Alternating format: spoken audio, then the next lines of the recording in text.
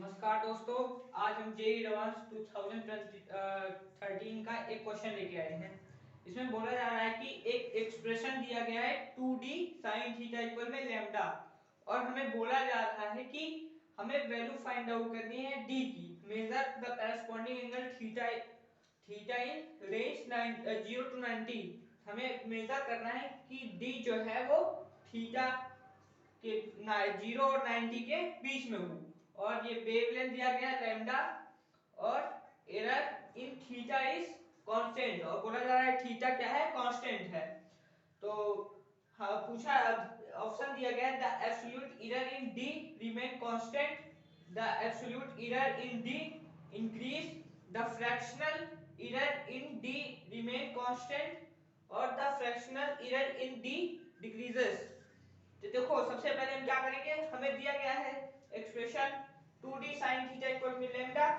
तो यहां से d की वैल्यू क्या हो जाएगी, लैम्डा अपॉन में 2 sin थीटा। तो हम सबसे पहले इसको लॉग में कन्वर्ट कर लेते हैं। तो ln d इक्वल में ln लैम्डा माइनस में ln 2 माइनस में ln sin थीटा। क्या हो जाएगा, ये ln d delta d upon में d, और ये क्या हो जाएगा 0, और ये क्या हो जाएगा 0। उसके बाद ये हो जाएगा 1 अपॉन में sin theta into cos theta into में डेल्टा थीटा। देखो, फ्रैक्शनल एरर क्या होता है कि डेल्टा d अपॉन में d इक्वल में क्या होता है, cos theta into delta theta, और एब्सोल्यूट एरर क्या होता है, डेल्टा d इक्वल में d cos थीटा इनटू में डेल्टा थीटा।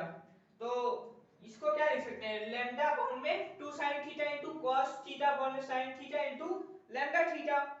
तो इसमें बोला गया है कि डेल्टा थीटा क्या है, यहाँ पे बोला गया ना थीटा इज कांस्टेंट, मतलब डेल्टा थीटा क्या है, कांस्टेंट है।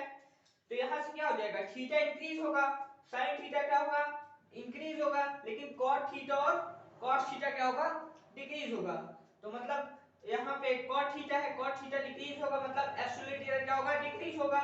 यहाँ पे भी कॉट थीटा है और डेल्टा थीटा है, क्या होगा, ये भी क्या होगा, डिक्रीज होगा। मतलब यहाँ पे बोला जा रहा है फ्रैक्शनल एरर और एब्सोल्यूट एरर दोनों क्या होगा, डिक्रीज होगा।